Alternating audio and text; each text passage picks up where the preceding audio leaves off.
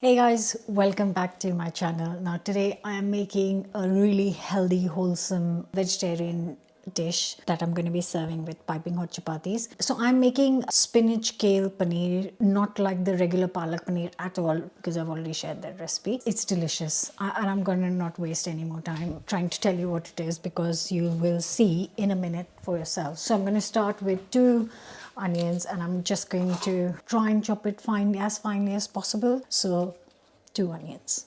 Oh, before that, don't forget to subscribe and hit the bell button. So start with a nice hot pan, 2 to 3, not much, we don't need much in this, 2 to 3 tablespoons of oil. I'm going to add a large teaspoon of cumin seeds. Let it sizzle, add the onions, cook for 7 to 8 minutes. We just want a light golden color. And while that is cooking, I'm going to prep the spinach and kale. So I'm taking 2 fat garlic cloves. You can take 4 if they're small, and just going to finely chop these 2. If you want, you can grate them as well. That's whatever you want to do.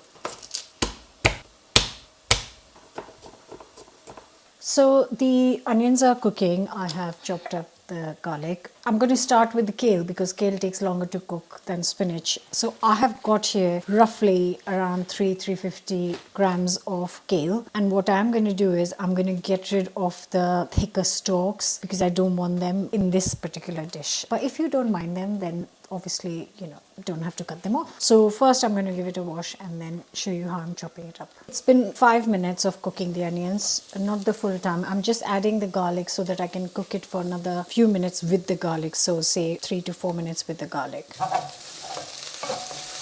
I am cooking this on medium-low heat.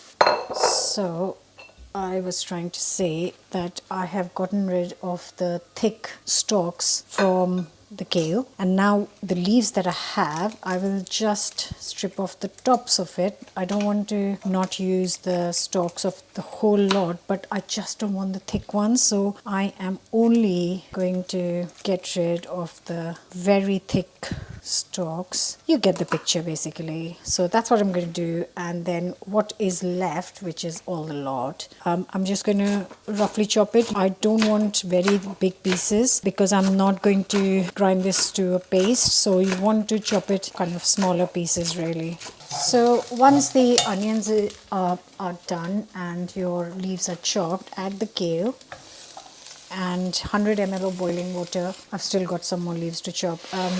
Cover and cook this for 10 minutes. So here are all the kale chopped finely. Like I said earlier, I'm gonna give it 10 minutes on the same medium-low heat. So now it's got onions, garlic and kale. What a great combination, all with some cumin seeds. So while this is cooking for 10 minutes, I'm gonna prep my spinach. So for the spinach, I have got 400 grams here. You can use less, but I just want enough for 4 people's dinner and a bit left over for tomorrow lunchbox. That is all the 400 grams. And what I'm going to do is give it a wash and then chop it finely. So once it's washed, chop it into small pieces, the same as kale. It might look like a faff because you want to put the whole leaves in, but trust me, it does make a difference. And once the kale has had 10 minutes, so lovely, I am now going to add the spinach chopped up. I've got one more bowl. This will wilt down, I promise. This is the second lot. And now everything's in. I am actually going to add another 100 ml of boiling water to help cook this down. So 100 ml is not much, but it just adds that moisture to help this cook. And now I'm going to give this 10 minutes as well. Let's see what's going on here after 10 minutes. Beautiful. So mix the kale and spinach properly. I'm just going to add some spices. So I've got a teaspoon of salt, got a teaspoon of chili powder, and a teaspoon of ground cumin. Continue to cook this for 2 minutes while I chop up the paneer because it's got like a little bit of moisture. I just want to get rid of that little bit of moisture. So I'll give it 2 minutes and I'm going to chop up the paneer. just let it cook on medium-low heat. I am using 400 grams of paneer. So this is 450. This is 225. That's the block that comes here in the UK, and this is quite a nice crumbly one. It doesn't matter what sort of paneer you have. You can make it at home. You can check out the recipe on the channel. I'll leave it in the description box. But I'm cutting it much smaller than my usual style because of the kind of paneer I'm trying to cook. Chop the other slice as well, and I'm actually going to add this to the pan first. I'm actually going to add half a teaspoon of turmeric as well, just half a teaspoon. I don't want very bright yellow color. The moisture is almost gone. I'll increase the heat so it kind of crisps. Look at that, just look at that. I'm also going to add juice of half a lemon. This is going to give it the perfect balance.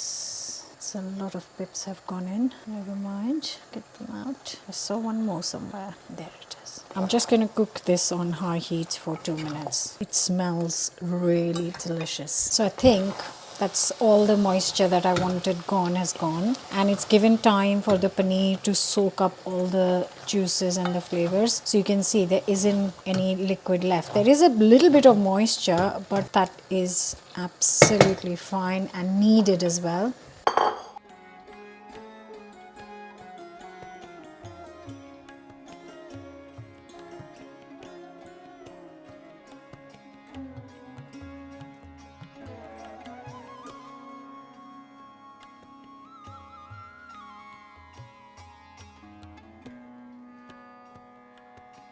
I know it's a bit extra, but it'll feed 4 of us and then there'll be enough for tomorrow's lunchbox. That's one of the reasons of drying it up, is because it makes it a sabji. So you can wrap it up in a wrap, roll it up in a wrap, or you can just serve it with some cumin rice. Will be delicious. I will actually show you how I'm going to serve today because I've made some rajma. I've made this and I'm making some piping hot chapatis.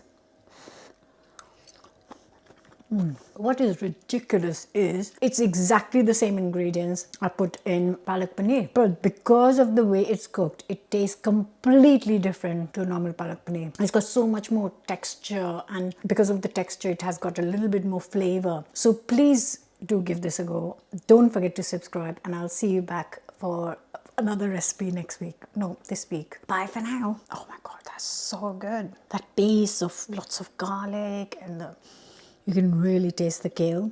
You can make it all with spinach, by the way, but no, try it this way because it does add that little bit more depth of flavor. Oh.